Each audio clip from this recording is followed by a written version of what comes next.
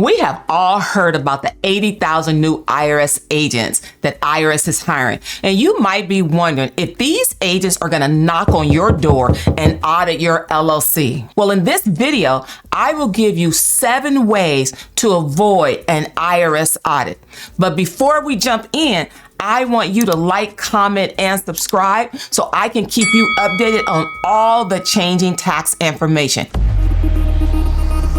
Audits can be extremely stressful, so keeping impeccable income records is very important. It's important to track all of your income, no matter the source. Many of us are used to getting our W-2s, our 1099s, and we're always waiting for someone to give us our income numbers. You need to make sure that you are tracking your stock sales, your gambling winnings, that you're tracking your 1099 income.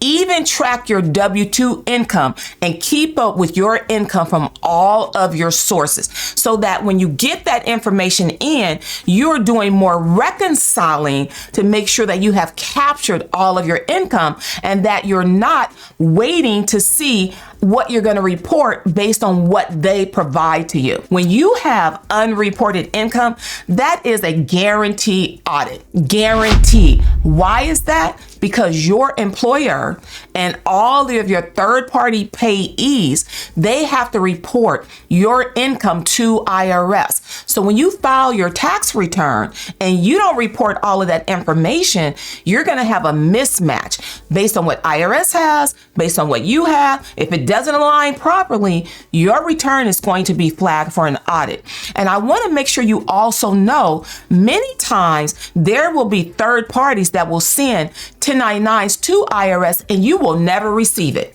Therefore, you think you don't need to report that income. But I am going to tell you right here, right now, be 100% in integrity. Report all of your income from any source derived. If you find money in the street, if you find a wallet, if you find $100 at the beach, technically, you're supposed to report all of that income. So make sure that you report all of your income so you can avoid flagging your return from an unnecessary audit.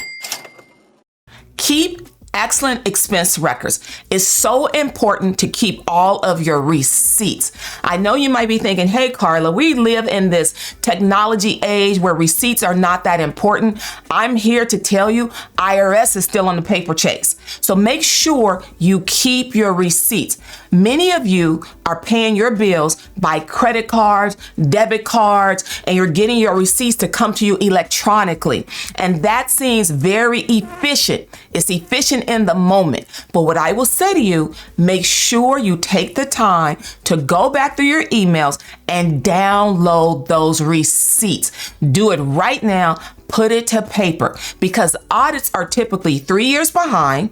And by the time an audit comes, you would have lost the email account, the computer would have crashed, everything that could have happened would have happened, and you won't have your documentation. IRS requires that we keep not only the method of payment, meaning did you pay by check, did you pay by cash, did you pay by credit card, method of payment, and also the receipt to document the payment. So if you're going out buying computers from Best Buys, you best have that receipt. If you're getting stuff off of Amazon, you best have that receipt. It's so important to have receipts. If you're doing barter and trade, then you document something on paper, have the other person sign it. But make sure you are keeping up with your paper receipts. The third thing is making sure that you cross-check your figures when you're doing your taxes. Taxes are stressful. When clients come in to see me, I can tell that they are naturally stressed out because no one likes to do taxes. Let's just face it, right? So it's so easy to write down a number incorrectly, so easy to transpose a number and get things incorrect because we're anxious over the process. Take some time to double check your figures and make sure they are right, because many times there are math errors on the return that causes a return to flag for an audit, things that could have been avoided. And when clients come to me because their returns are being audited and they want me to represent them in an audit, the first thing I do is ask for a copy of the return. I can look at a tax return and pretty much tell why that tax return is being audited. So these are things that I want you to be aware of, and make sure that you double check your figures at all times when it comes to your tax return. 4, how to claim your deductions. Understanding how to claim your deductions is so important. All of us like tax deductions because tax deductions save us money on our taxes. But if they are not deducted properly, this will literally flag an audit. A good example of that is car expenses. Many people think that they're commuting to and from work is a tax deduction, but it's really not. So understanding how to properly take your deductions is very important, and understanding how to calculate those deductions is really important. Another deduction that people get really confused on is the home office deduction. IRS is clamping down on the home office deduction because people don't understand how to use it, and they realize people don't understand how to use it.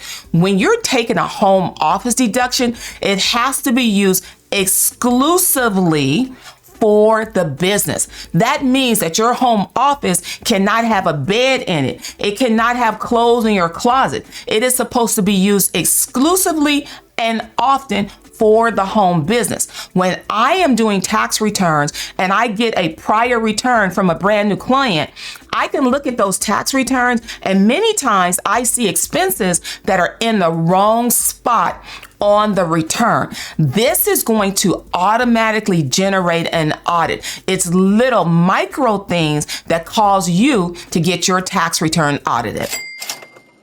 File electronically. This will really help you when you file your tax return electronically. That means that you are submitting your return electronically through the computer to the IRS, and you're not paper filing a return.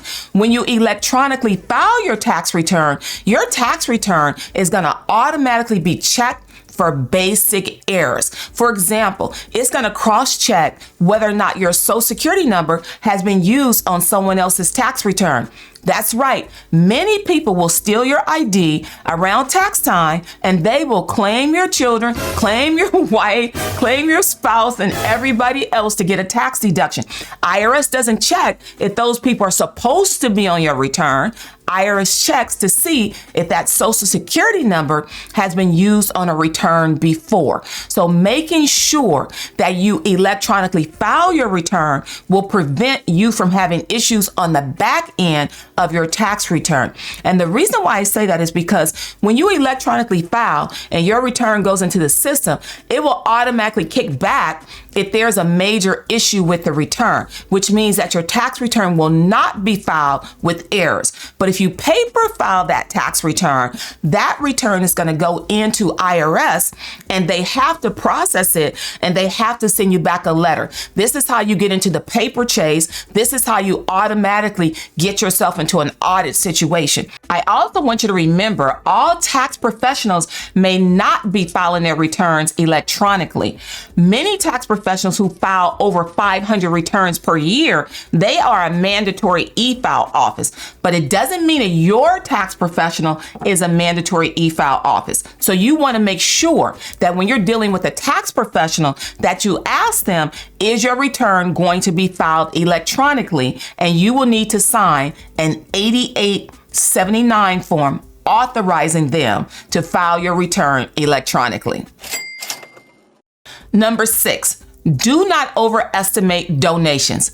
It's nice to give money to organizations, clothing, and things of that nature, but too many of you are putting down numbers that are exaggerated and do not make sense. It doesn't make sense. When you overestimate your deductions and you make an IRS do a double take, they are going to literally flag your return for audit. You do not want IRS to flag your return for audit because you exaggerated your charitable donations. Let's be reasonable. If you are donating clothes to charity and the value of those clothes are so high, an auditor is going to say to themselves, why would they not sell the clothes? Because who would really donate clothes if they're at that level of value? So you got to be careful. You got to be reasonable, and you don't want to overestimate what your charitable donations are.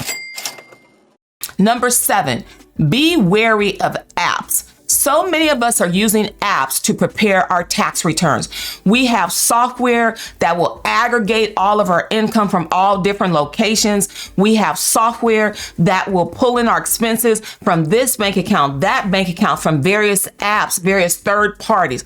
Be careful, because the information that spits out of the software could potentially be wrong. So you have to make sure you're double checking things. One thing that IRS does is they look for tax returns that are prepared by software, where there's not a professional on the other end of it, because they know there could potentially be user error. So you want to be extremely careful when you are using third-party apps, these aggregator apps that are pulling in your information from all different sources. If the information got pulled in twice, or if the information got corrupted when it was pulled in, you can then file an incorrect tax return. And that is what you don't want to happen. So make sure you're double checking for that as well.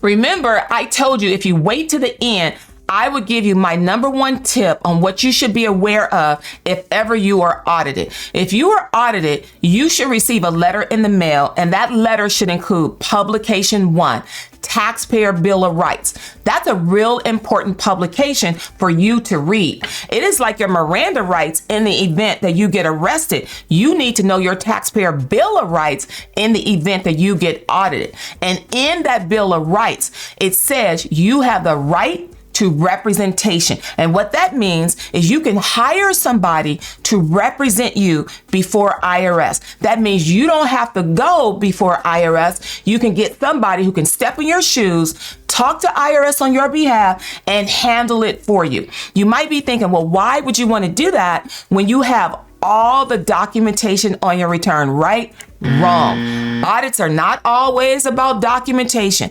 Audits can be about a lot of different things. I have personally gone to school for 10 years to learn how to represent clients before IRS. And if it were that easy, there would not be schooling behind it. So I will tell you that if ever you are audited, think smart. Hire somebody to represent you so they can get in that audit and get you out of that audit with a minimal amount of impact to your pocket. And here's the thing, once you know better, you absolutely have to do better. That's why I want you to like, comment, and subscribe so I can keep you updated on all things tax.